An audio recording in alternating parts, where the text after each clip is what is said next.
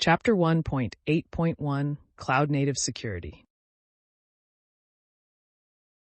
Kubernetes is built on a cloud-native architecture and adheres to best practices for cloud-native information security as recommended by CNCF. The platform is designed to assist users in deploying a secure cloud-native platform by following established guidelines and protocols. Cloud-native information security. The CNCF White Paper on Cloud-Native Security outlines security controls and practices for various lifecycle phases in order to improve overall security measures. Develop lifecycle phase. To ensure the integrity of development environments and design secure applications, it is important to follow best practices for information security and consider end-user security. One way to achieve this is by adopting a zero-trust architecture to minimize attack surfaces. It is also recommended to implement a code review process that addresses security concerns, create a threat model to identify risks and trust boundaries, and incorporate advanced security automation like fuzzing and security chaos engineering when necessary. Distribute lifecycle phase.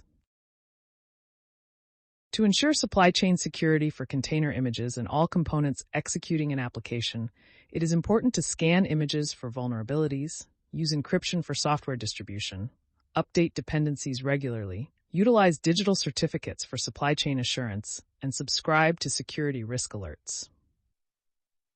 Access to artifacts should be restricted, and container images should be stored in a private registry to only allow authorized clients to retrieve them.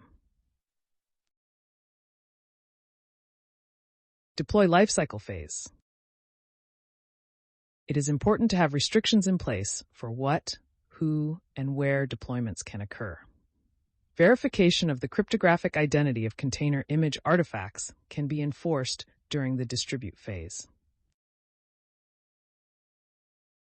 Deploying Kubernetes establishes the foundation for applications' runtime environment. The IT infrastructure must provide security guarantees expected by higher layers. It is essential to ensure proper security measures are in place throughout the deployment process. Runtime lifecycle phase. The runtime phase of Kubernetes consists of three critical areas: access, compute, and storage. Access protection involves securing the Kubernetes API, implementing effective authentication and authorization, and using service accounts to manage security identities. Runtime protection for compute involves enforcing pod security standards, running specialized operating systems on nodes, defining resource quotas and limit ranges, partitioning workloads, and using container runtimes with security restrictions.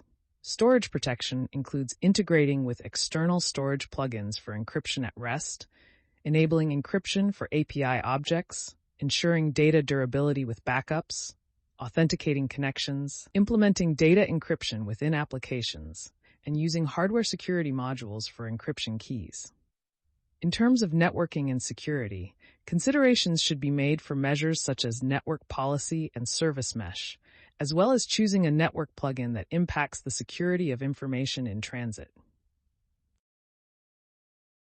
Observability and runtime security in Kubernetes involve setting up third-party solutions for monitoring, troubleshooting, and observability features built into Kubernetes itself.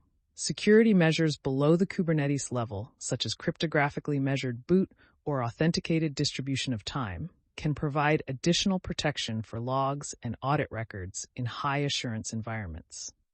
Overall, securing a Kubernetes cluster involves comprehensive measures in access, compute, storage, networking, and observability. By implementing best practices in each of these areas, organizations can ensure the security and integrity of their clusters, applications, and data. It is important to continuously assess and update security measures in response to emerging threats and vulnerabilities to maintain a secure Kubernetes environment.